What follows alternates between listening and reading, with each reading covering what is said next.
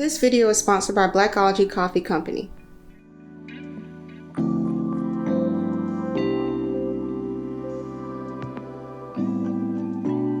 Hey everybody, my name is Angela. On this week's episode of Honey and Hustle, I'm here with Garrett Dailey of Paradigm, and I'm really interested in letting you guys talk to him. Paradigm is a super interesting startup here in the Triangle, and I can't wait for you to learn all about Garrett and Paradigm and what they have to offer.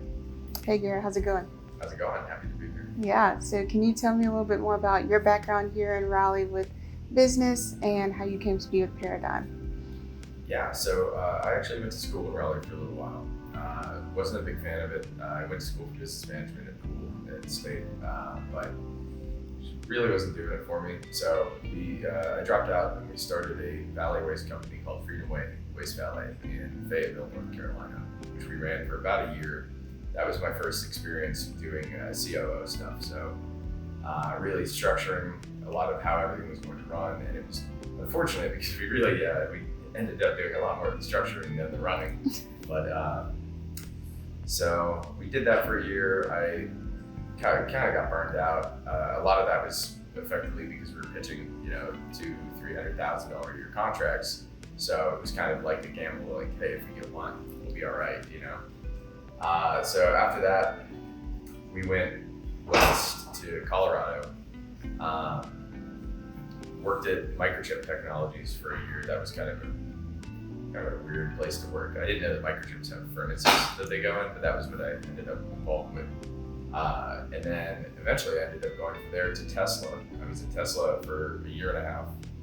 And I had been gone 3 years at this point from Raleigh. And the first time I came back was April of last year, where I went to college with Sonny, who is the principal.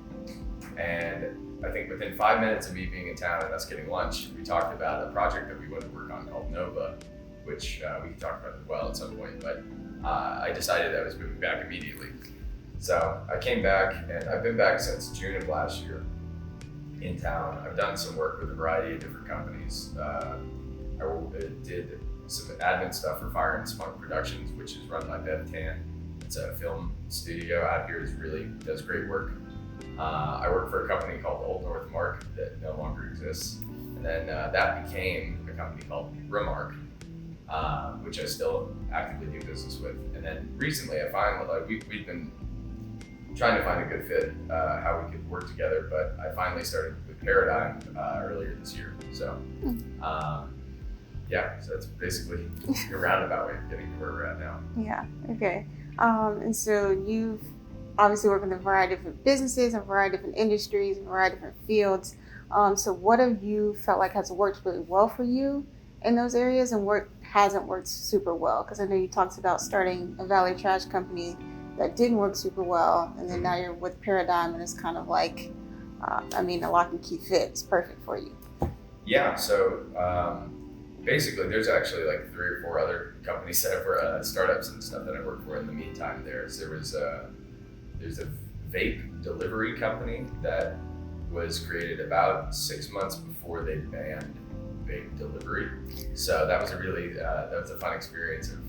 I was CMO for that, so coming up with an ad campaign. We had a really interesting business model for that I think really would have taken off had it not been illegal shortly after.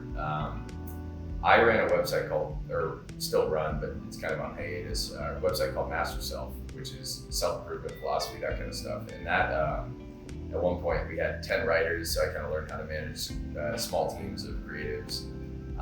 That morphed was incorporated into a company called Ion Media, which became a collection of social media influencer, like bloggers or podcasters, stuff like that. And we produced hundreds of hours of podcast content for a variety of different shows, as well as a kind of large-scale, a virtual conference, IonCon, last winter that we had over 30 speakers. That was pretty cool. I was impressed with that one, how that turned out. But basically all the stuff that I ended up doing, really figuring out how to work with creative people, how to manage and organize creative people, and then systematize a lot of that stuff. When I ended up starting with Paradigm, so much of that is what Paradigm needed, because Sonny is the creative, right? He's going 100 miles an hour and working on 100 things at once. So me being much more of a like, let's pick one thing and do that one thing and make sure all the pieces fit. It works very well in that regard. I finally have a really good fit for my skill set where rather than trying to start kind of, a lot of the companies that I work with are very idealistic in their essence. So the trying to make them down to earth and marketable has always been something that I struggle with, but Paradigm already is very much like functional and down to earth.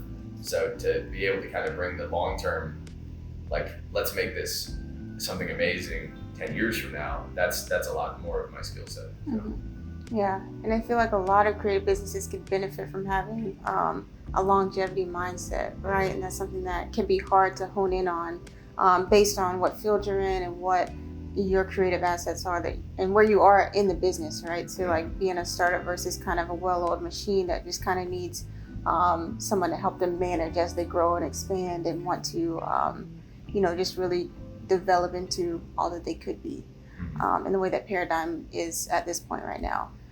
So what advice would you have for somebody who is building out their team and is looking for somebody with your mindset or is looking to change the way that they are approaching business as a creative entrepreneur?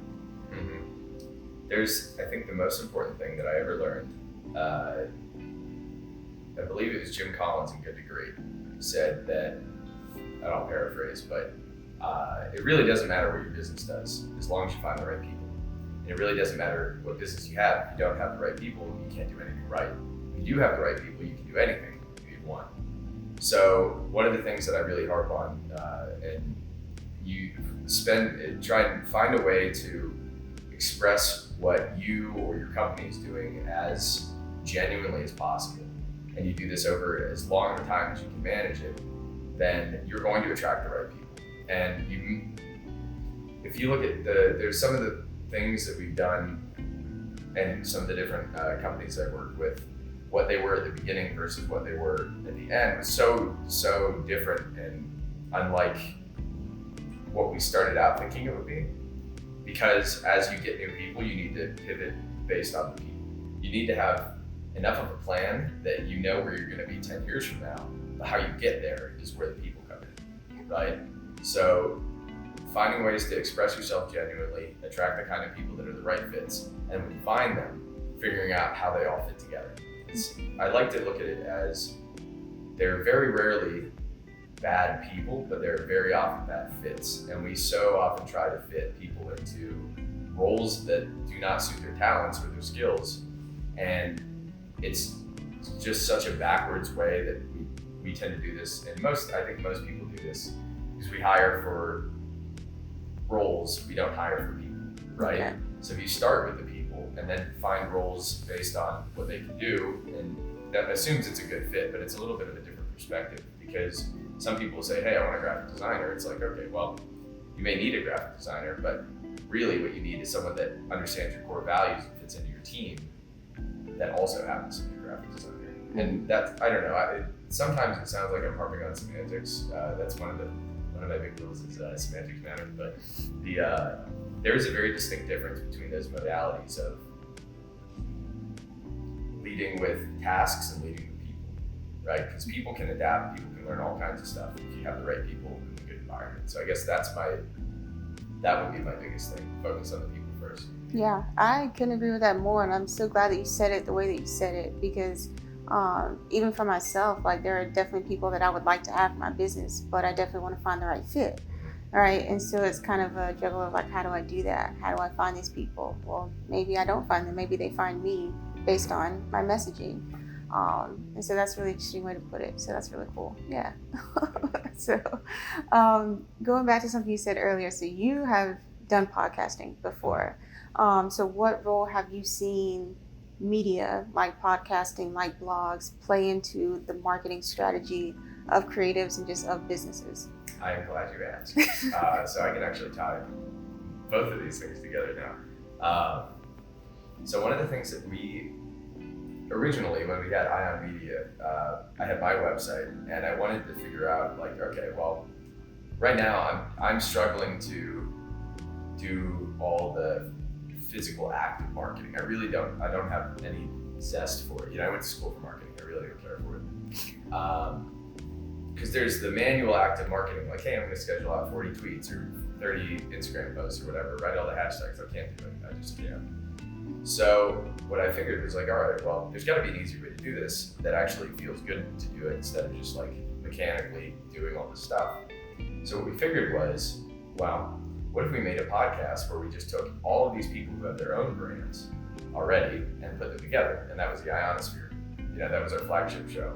And then we had a bunch of little offshoot shows for different things. Some people had their own shows, some people had like crossovers. But the idea was, and it was still a little not very fleshed out in that stage.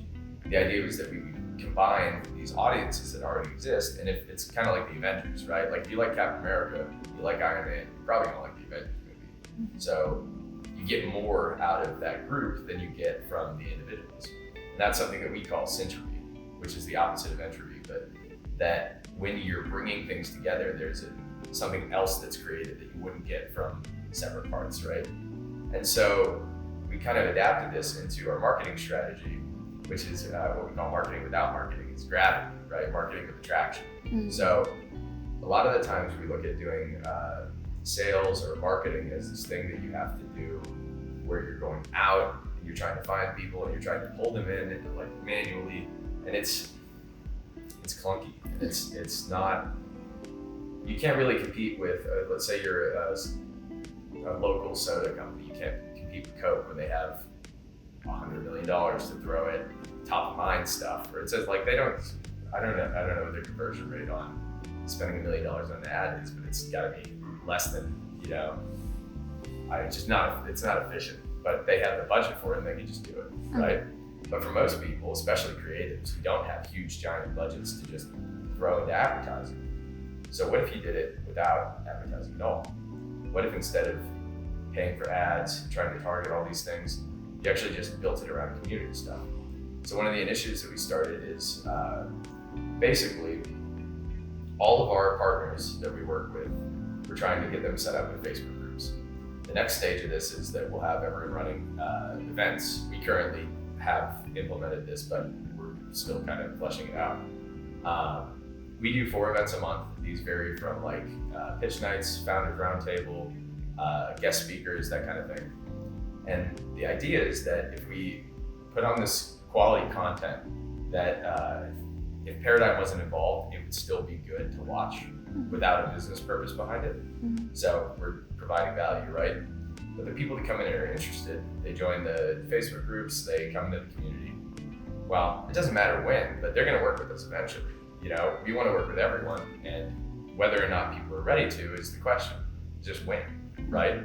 So this is the gravity method, where we basically just increase our mass or kind of attractive force by just making good stuff. We're putting out, every time you do podcasts, you get easy video content. You get to tie in with the networks of the people that are featured. And if we can start getting groups of people that are all running these events, well, then we get the crossover effect, right? We get communities of scale is what we call it, where everybody feeds into everybody else's thing. And so that's what I'm really passionate about, because I think like traditional marketing, traditional advertising is so repulsive. It's like, I don't know, you just wouldn't like, it's the same thing like if you think of like a pickup artist guy at the bar, he's trying to figure out what he has to say to get you to like him.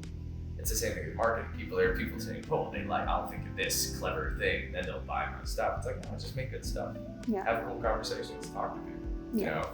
I think that's a shift we're going to see more of in the future as we move from these big top-down hierarchical businesses that are monolithic and have infinite money to throw at all kinds of stuff, and they don't even care if it hits or not because they can just pour money into it.